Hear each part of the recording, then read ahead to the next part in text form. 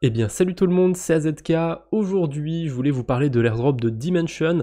C'est une blockchain qui va bientôt lancer son mainnet et du coup qui va bientôt lancer son token et faire un airdrop au passage. Enfin, ils appellent ça un roll drop.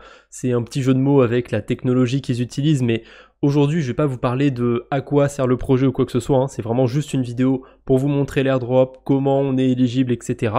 Donc pour vérifier son éligibilité, vous avez le site dans la description, il suffit juste de coller son adresse, hein, même pas besoin de connecter un portefeuille ou quoi que ce soit, et vous avez pas mal de choix. Vous avez les blockchains autour de la galaxie Ethereum, donc c'est si vous avez interagi avec Arbitrum, Optimism, Blast, et je crois qu'il y a d'autres blockchains, donc si vous avez interagi avec aucune de ces blockchains, enfin Blast c'est pas une blockchain, mais on se comprend.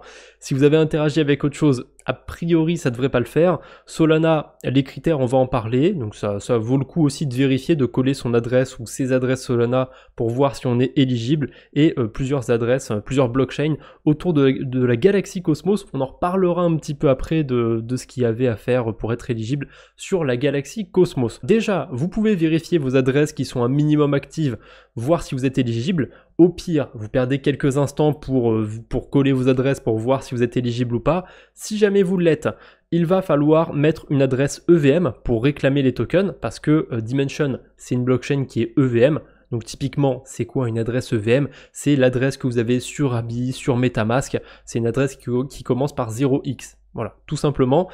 Si vous avez du coup vos tokens, si vous êtes éligible grâce à une adresse Solana ou quoi que ce soit, il faudra mettre une adresse qui commence par 0x. Je pense que la majorité d'entre vous, si ce n'est pas tout le monde d'ailleurs, vous avez déjà une adresse EVM. Donc ça ne devrait pas poser de problème.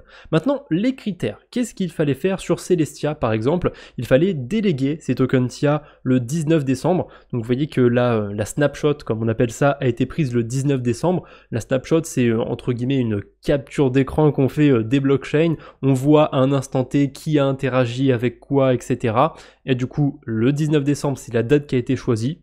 Je sais pas trop s'il y a un rapport avec ça ou si c'est juste au moment où ils se sont dit voilà, le projet est prêt, hop, on regarde, on fait nos snapshots. J'en sais rien. En tout cas, ça a été pris ce jour-là. Pour ceux qui sont du côté de Celestia, du coup, l'éligibilité se fait si vous avez staké au moins un token TIA. Donc honnêtement, si vous avez touché l'airdrop, ça devrait se faire. Je pense qu'il y en a qui ont pas forcément vendu leur airdrop ou qui ont pas tout vendu. Je pense que c'était pas bête d'en aller staker une partie. Ensuite, du côté d'Ethereum, qu'est-ce qu'il faut avoir fait sur cet écosystème? C'est plutôt sur les layer 2 en fait. Si vous êtes actif du côté d'Arbitrum, Optimism, Base, j'avais oublié Base, et Blast, alors Blast c'est plus compliqué que ça, parce que c'est un layer 2 qui va arriver, ça n'existe pas encore pour l'instant, mais j'imagine que si vous avez déposé des Ethers sur Blast, enfin sur le smart contract sur Ethereum, ça devrait le faire, ça devrait vous rendre éligible à cet airdrop. Donc à vérifier, hein, vous collez votre adresse Ethereum et si vous êtes éligible, tant mieux. Si vous ne l'êtes pas, tant pis.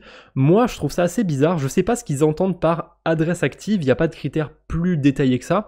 Parce que ma chaîne YouTube principale peut l'attester, hein. J'ai fait beaucoup de trucs sur Arbitrum, sur Optimism et sur Base. Et je suis pas éligible. Alors peut-être qu'il y a un délire de volume ou quoi que ce soit, j'ai quand même une somme à 4 chiffres sur le portefeuille, donc ça m'étonne. Bon, après c'est pas grave, hein, j'ai un peu le sub, j'ai un petit peu les boules, mais tant pis, j'ai pas été éligible à l'airdrop de Dimension sur l'adresse YouTube. Bon, tant pis, peut-être un prochain airdrop, peut-être un prochain airdrop, on verra bien. Sur la galaxie Cosmos, alors c'est tout simple, il faut avoir soit staké des atomes, soit des Osmo, sur Osmosis, hein, sur Cosmos, ou il y a une petite particularité qui est assez sympathique, je trouve, si vous holdez des ST Atom. Le ST Atom, c'est du liquid staking en fait sur la blockchain Stride. Donc voilà, si vous avez du ST Atom ou alors si vous avez staké du Atom ou du Osmo à la date du 19 décembre 2023, il ne faut pas l'avoir fait ce jour-là, hein. Il faut juste que le 19 décembre 2023, il faut que vous ayez eu des atomes, des Osmo stakés à ce moment-là. Si c'est le cas, tant mieux, il y a un minimum qui est vachement bas, hein. C'est un atome staké, 10 Osmo stakés. Franchement, c'est vachement faible. Il y a des chances qu'il y en ait plus d'un d'entre vous qui soit éligible de ce côté-là. Je sais qu'il y a pas mal de gens qui ont quelques atomes qui les stake.